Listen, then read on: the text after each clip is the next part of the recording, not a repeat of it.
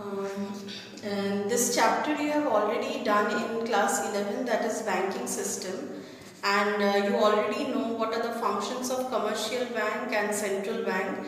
We will now look into much deeper aspect of these two banks, that is what is the role play of commercial bank and what is the role play of central bank. Now, commercial bank, you know there are plenty of commercial banks, and what is their main purpose? Main purpose is to maximize their profit. Maximize their profit. So I am not going into functions of commercial bank. You will be doing it from the book. You know that commercial bank does everything for profit maximization. So what is the main function of commercial bank for maximizing their profit is to give out loan and earn the rate of interest. Apart from giving out loan, they also sometimes serve as brokers.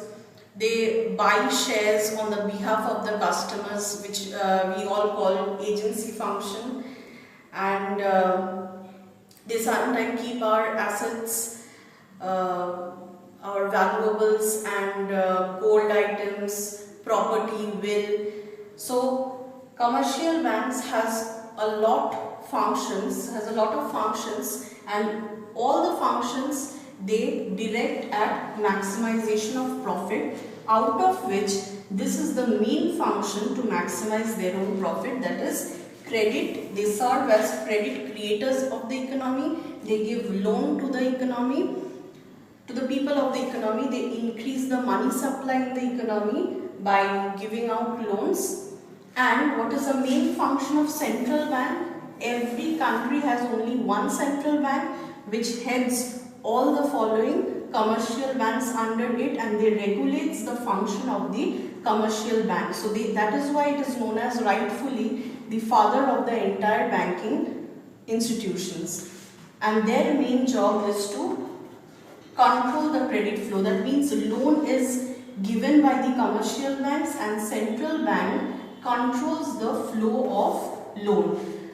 Now, sometimes in the economy, giving out more loan causes a problem, so central bank takes some steps, quantitative and qualitative methods to control the amount of credit, and loan is thereby reduced. On the other hand, commercial banks, they don't look much into the economy while giving out loan. They only give out loan. More the loans they can give, they want to give loans because more loans they give, they will earn more rate of interest.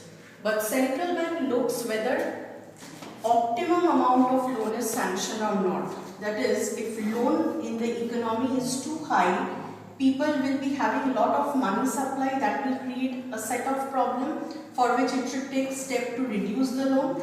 And sometimes the loan is too below. That means people cannot take out loan, money supply is less in the economy, and that time central bank uses some other methods to lift up the amount of loan generated by the commercial bank.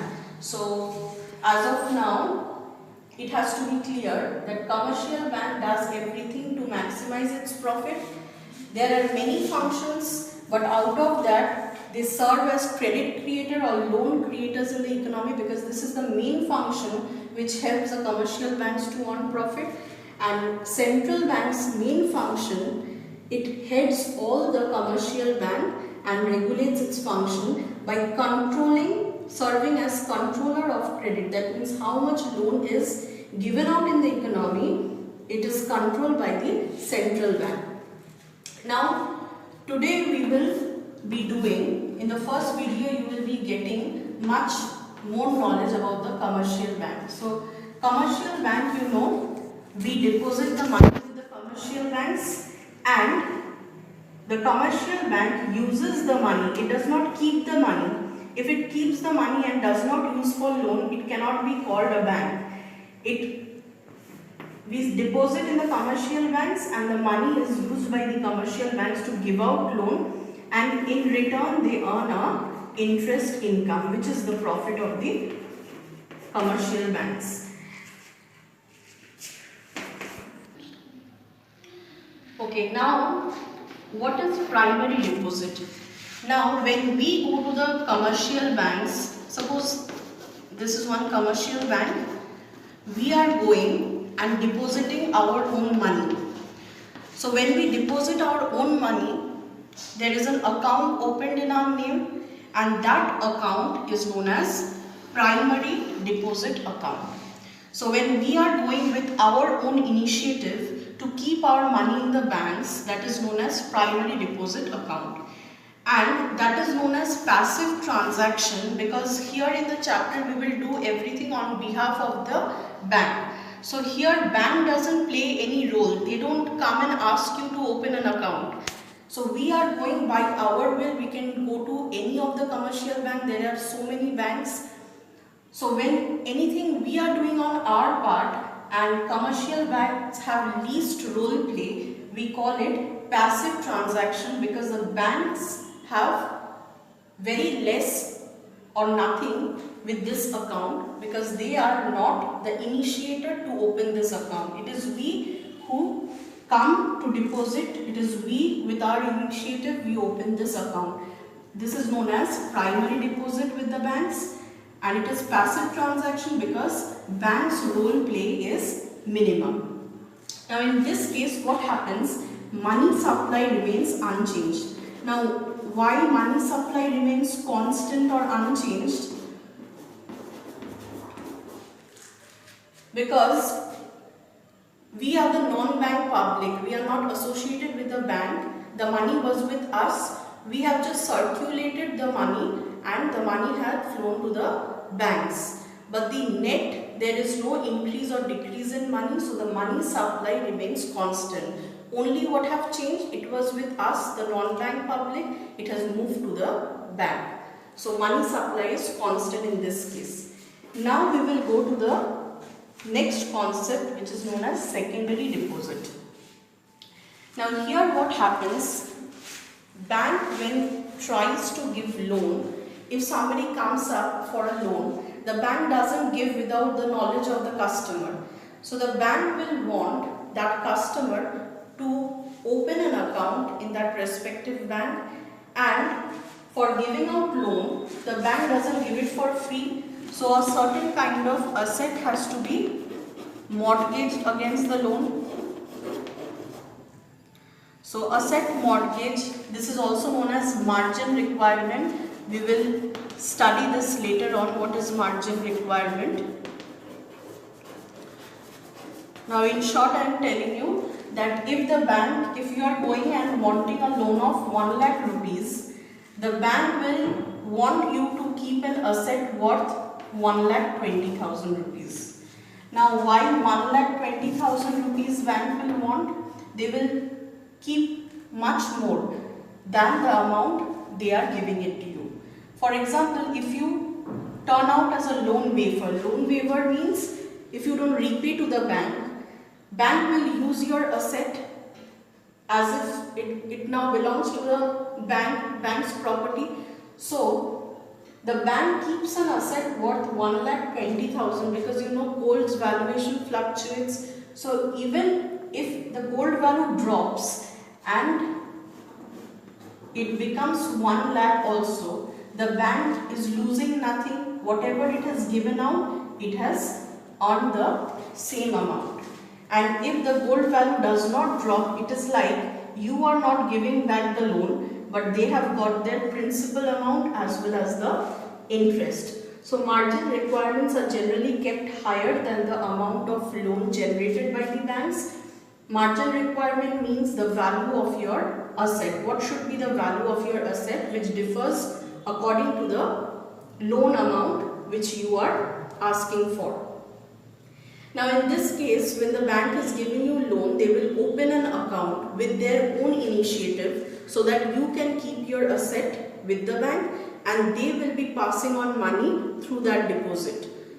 And that is known as secondary deposit. So here the account is created not by us but by the bank's initiative. This is known as derivative deposit and active transaction, because here the bank has played an active role to create that kind of deposit account.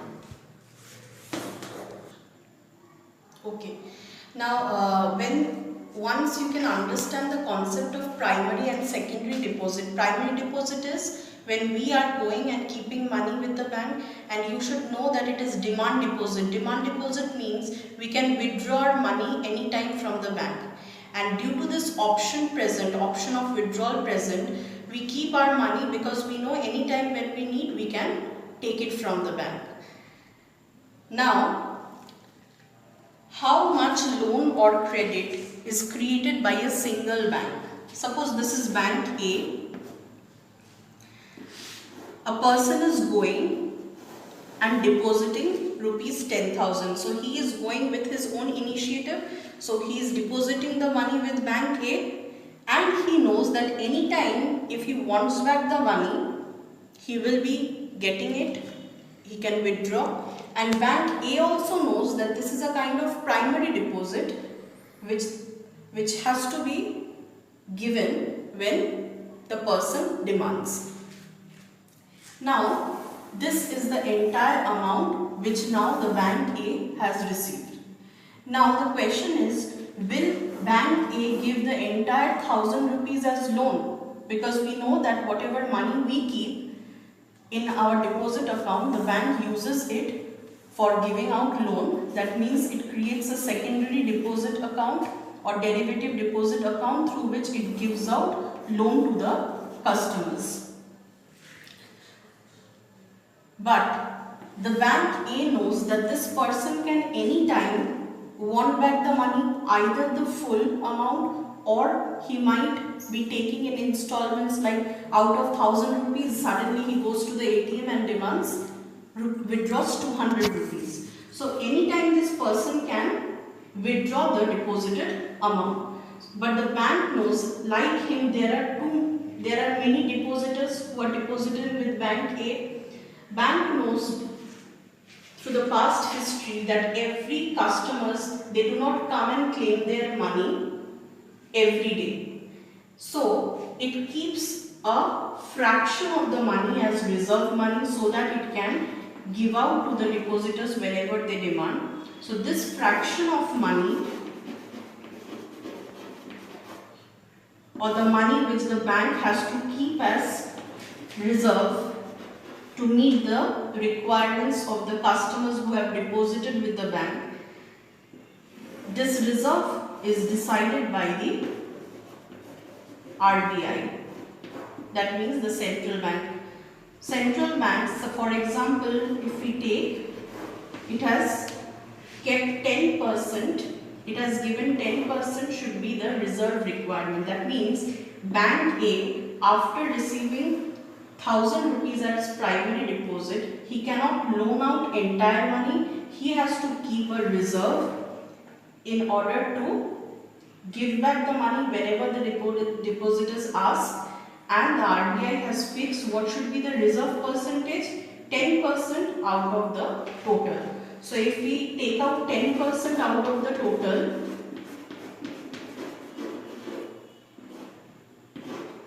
that means 100 rupees has to be kept as reserve money, and the rest of the portion, rupees 900, this is known as excess of reserves or excess reserve, which A has. That means after keeping the money as reserve, this is the excess money which it has still with itself, which it can give out as loan. So how much loan or credit is created by a single bank? A single bank can create credit up to its excess reserve. That means whatever excess reserve it has, that is 900, it can give loan up to. It shows the loan capacity or credit creating capacity of bank A. It does not mean that bank A gives out rupees 900 as loan. There can be situation when the demand for loan is too less. So will bank A will be able to give out rupees 900 if there is no one wanting for loan? It is only showing you the limit up to which the bank can loan.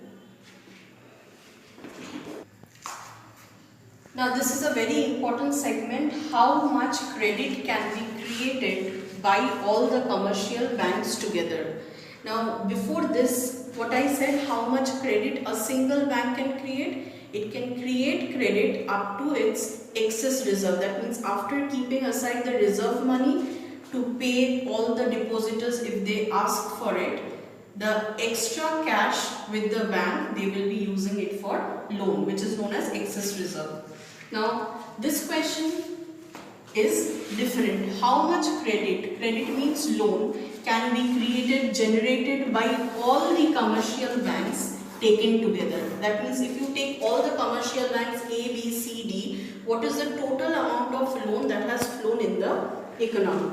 Now before studying this, we will take some assumptions, which we call assumptions because it does not match with the reality. Economic principles or policies in the reality do vary, but assumptions help us to simplify and come to a solution.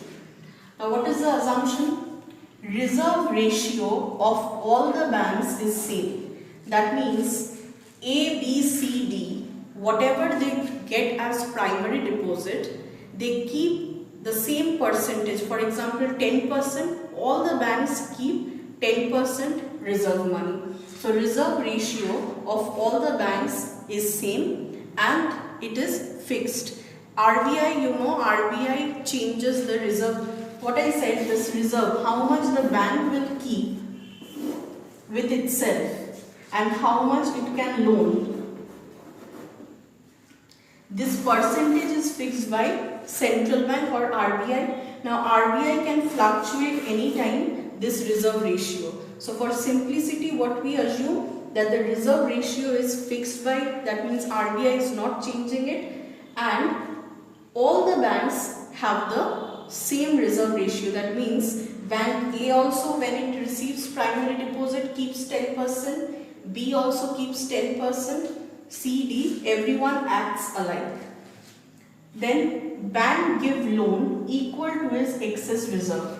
What I just said now, in the previous example you have seen that excess reserves was rupees 900 and it can loan up to 900. It does not mean that bank will loan out 900, it means it can give up to 900. And here in the assumption what we take, banks give how much loan? Equal to its excess reserve. So if any bank is having excess of rupees 900, it will entirely give out as loan.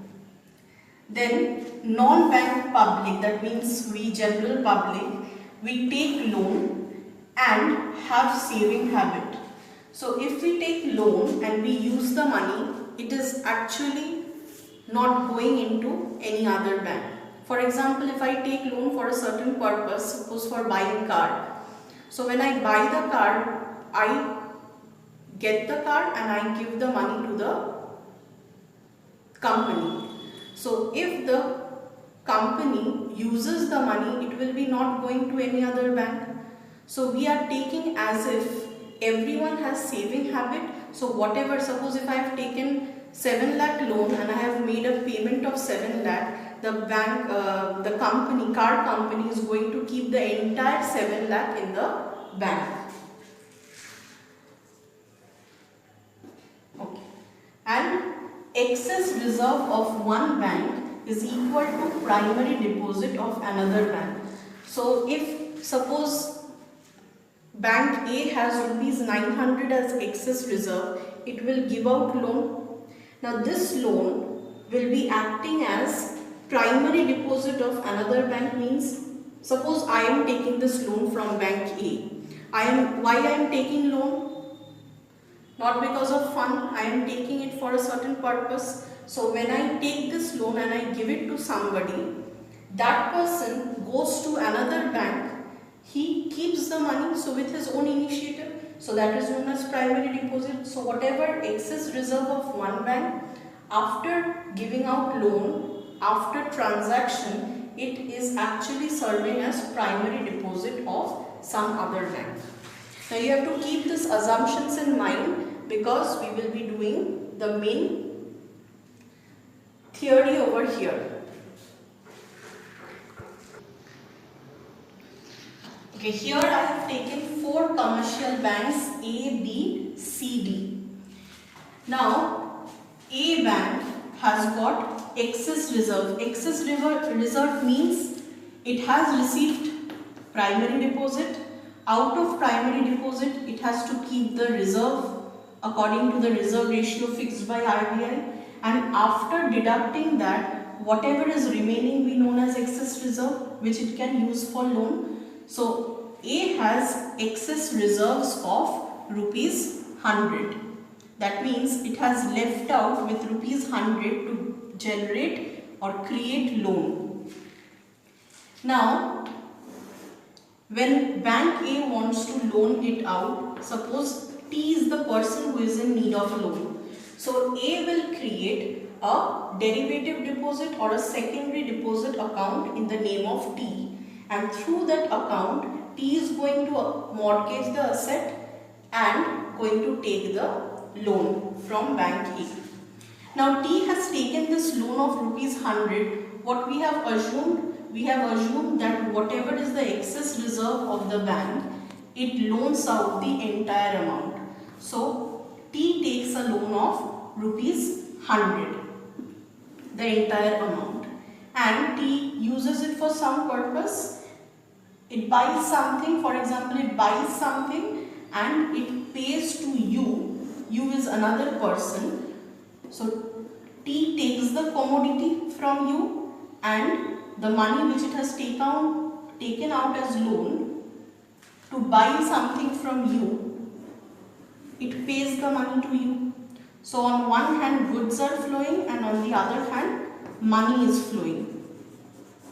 So T has taken a loan, I am repeating, T has taken a loan. Why it has taken a loan? To buy some commodity from you. So from you it will get the good only when T pays the money. So T pays the entire money of rupees 100 to you. Now we have assumed that all people are saving. They are in the habit of saving. So U, when it receives rupees 100, it does not make any kind of expenditure. It goes straight to bank B. Why I am taking bank B? Because which bank you want to create your deposit is a personal choice, personal preference. You cannot force U to open an account in A, C, D if its preference is B.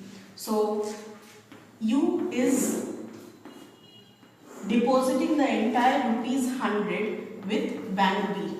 So what is rupees 100? It is the primary deposit, because here U individual has done with its own initiative. It has opened the deposit account, gone to the bank with his own initiative, and it is also known as passive transaction because bank is playing here no role. Now,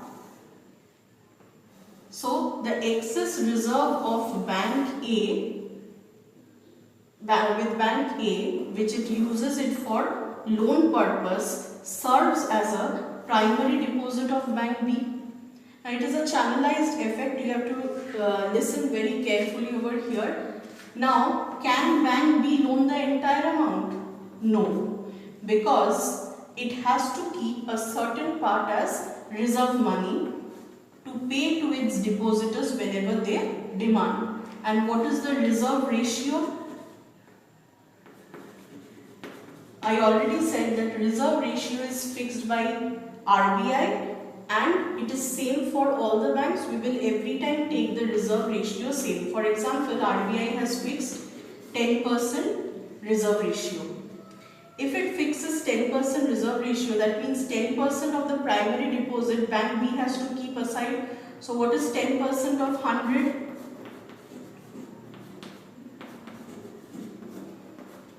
That means rupees 10. So after keeping rupees 10 as reserve money, what is the rest amount left out with bank B? 100 minus rupees 10 is rupees 90. So the bank has excess reserve. That means after keeping reserve, it still has rupees 90 to use as loan. And what do we know? The bank uses the entire reserves, excess reserves, to loan out. So let there be another individual V who takes the loan from bank B and he uses rupees 90. Suppose he is going to buy some commodity from W and he has to make payment to W. So V uses the loan money rupees 90 and makes a payment to W.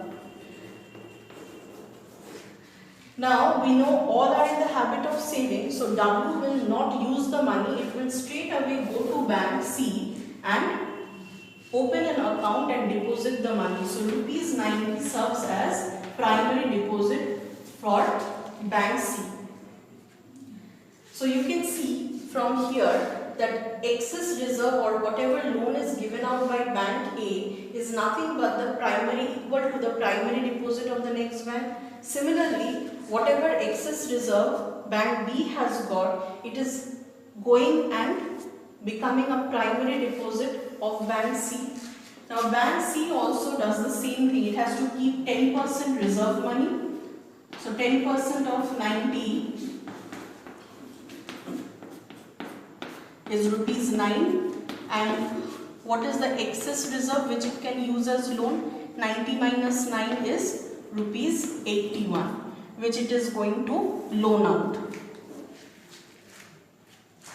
Suppose X is the person who is taking the loan.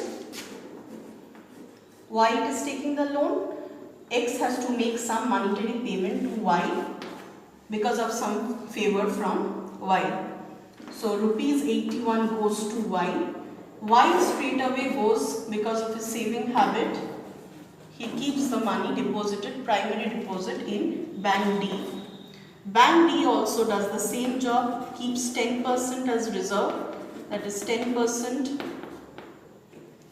of 81, which is equal to rupees 8.1, and the rest as excess reserve, 81 minus 8.1.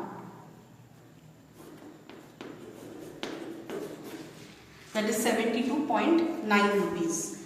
Now I am taking only these 4 banks, but for these 4 banks you see all the assumptions have made. What was the assumption? All the bank keeps 10% reserve money,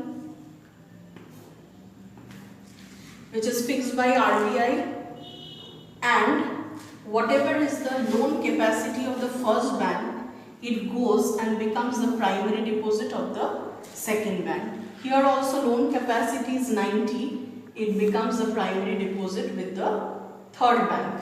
This chain will continue. Till how long it will continue? See, whenever money is going into every bank, the amount of money is decreasing. The primary deposit is decreasing. Why this happens? Because every bank is not giving entire amount as loan. It is keeping a certain fraction as reserve and giving the rest amount. So similarly, C is keeping a certain reserve and loaning out the rest amount. So the loan or the deposit amount with all the bank drops. This similarly 72.9 when given out loan will serve as a primary deposit for the next bank. So this deposit, now see, this deposit creation is if A had no excess reserve. No excess reserve means it cannot loan. If it cannot loan, this transaction would have never happened. Then nobody will come up to B to open a deposit account. Similarly, B, if it receives nothing, it cannot loan out. So C will not be having any kind of deposit.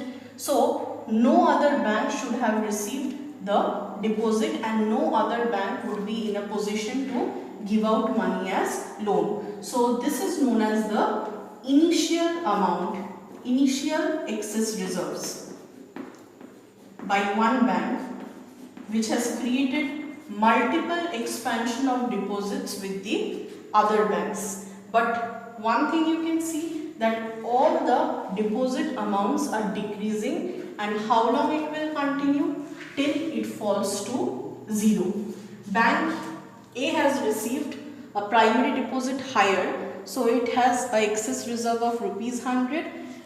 Bank B gets the entire rupees 100 and slowly CDE receives lesser and lesser deposit, and it will continue. There can be F, G, H, I, all the banks, and it will continue till the deposit amount falls to 0. Now from here we can make a very important conclusion that a single loan from one bank has created the multiple chain of loans or credit creation. A single loan from one bank has created multiple expansion of deposit with the other banks.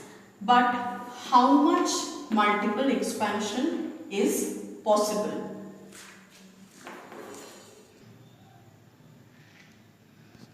Okay, now see, we have started with excess reserves of bank. It was not the deposit with bank A, but bank B, C, D, E, we can see that this has been the change in the deposit when one's loan has flowed out from bank A. So what is the change in deposit? We are taking from here, that is rupees 100, 90, 81, 72.9. So like this it will continue up to infinity. Taking into GP series, we have to convert this entire thing into GP series. What is GP series? It's a multiplicative series, and we have to break down the entire number and write in the form of two terms, A and B. Now carefully observe what we are doing. Suppose 100 plus 90. We cannot change the number 90 in maths. It is not possible to change the number, but we will manipulate and write in such a way that it will give me 90. So 100 into 9 by 10. Now when I am doing this 100 into 9 by 10, see, we are getting 90. 0 zeros cancel, 9 into 10 gives you 90. So we have already got two terms. Let it be term A, and here you can see A is already present in a multiplication with a term. This term is known as B. Now we have to present all the numbers in A and B terms. That means we have to write 81 with using the number 100 and 9 by 10.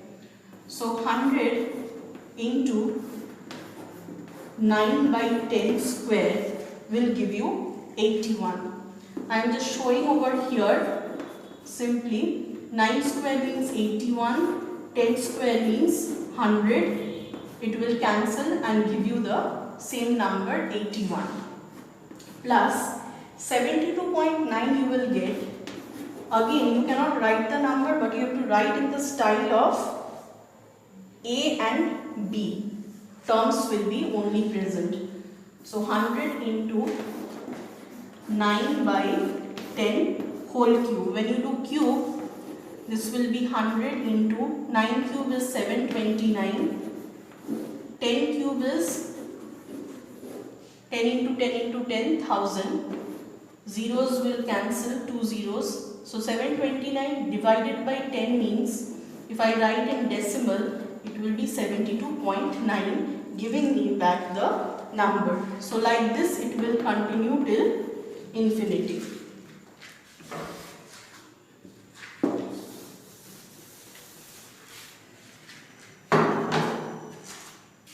So we have written it in the style of GP series.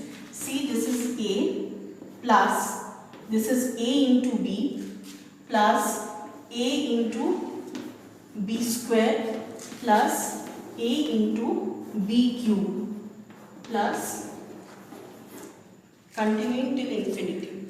So any series which looks like this, A plus A into B plus AB square plus AB cube, the sum, it can be solved by the formula A into 1 by 1 minus b. So this series looks like a plus a into b plus ab square plus ab cube till infinity. So it can be solved by this formula, a into 1 by 1 minus b. Here what is a? A is 100, and what is b? B is 9 by 10.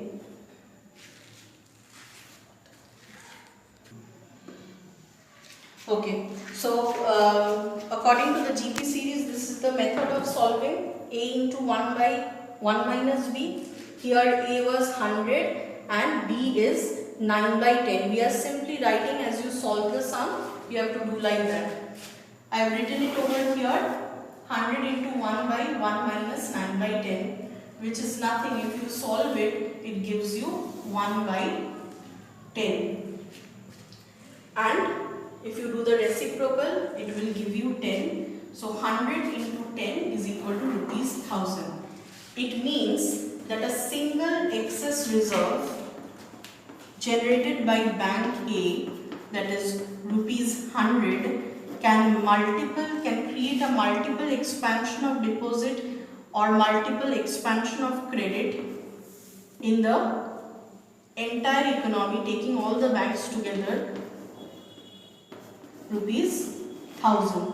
That means if A have not given out rupees 100 as loan, then loan creation by all the banks taken together is rupees 1000 was not possible. But since Bank A has given rupees 100 as loan, it serves to create a credit or loan or deposit up to rupees 1000. So this is known as, so credit or loan in the economy has multiplied. So this is known as credit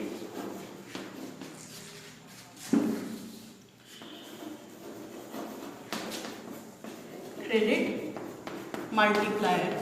What is the value of the multiplier? This is the initial amount of money which bank A's excess reserve 100.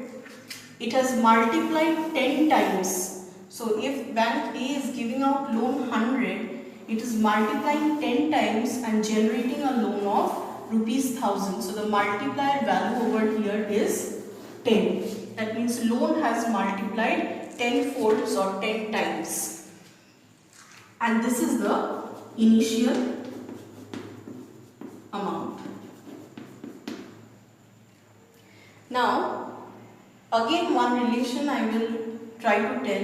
What is this 1 by 10 and why it is coming down in the denominator? Suppose every bank is keeping a part of the money as reserve. If it keeps more reserve money, it will have less money or less excess reserves to give out as loan.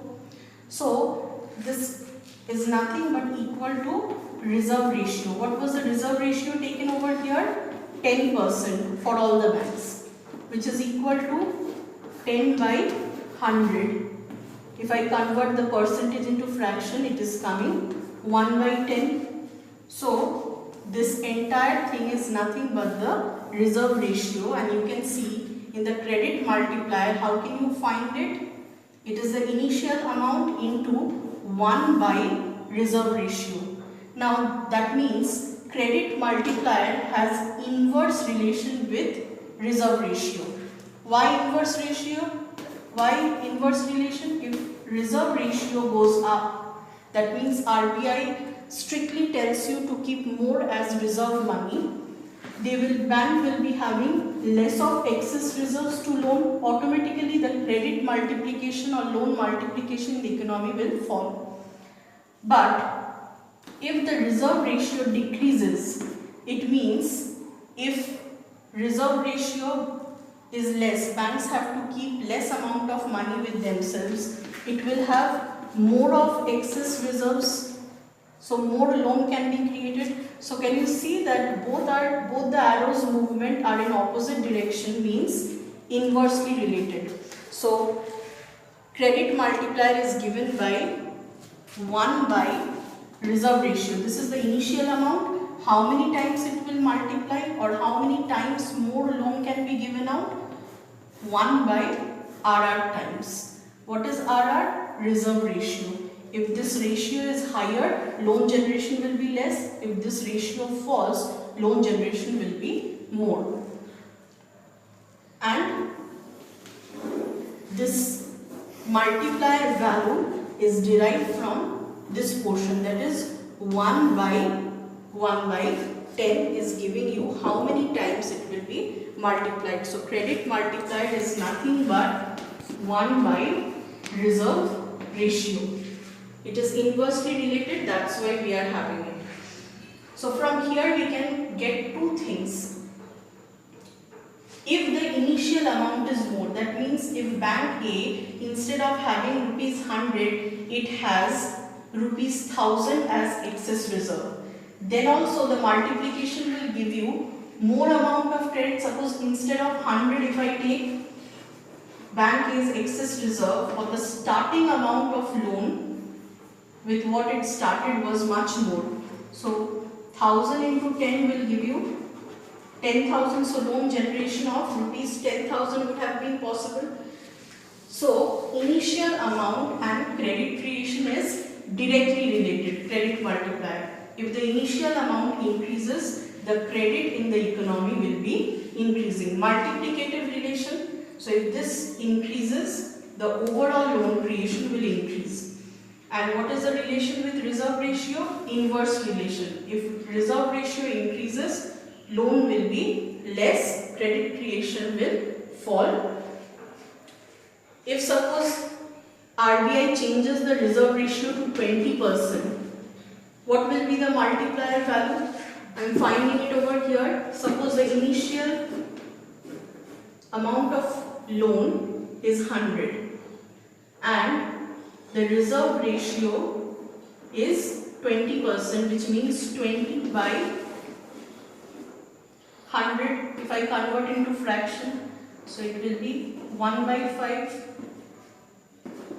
So how many times it will be multiplied? 100 into this entire thing will give you 5. So rupees 500 is the amount of loan created in the economy. And what is the multiplier? 5. So here the multiplier was 10. Here the multiplier is 5. That means here the loan amount or creation of loan was much more. Here credit creation was much less. Why it happened? Because here reserve ratio was kept down, so loan capacity was more. But here reserve ratio increased from 10 to 20%. Reserves, excess reserves fell and loan creation was less.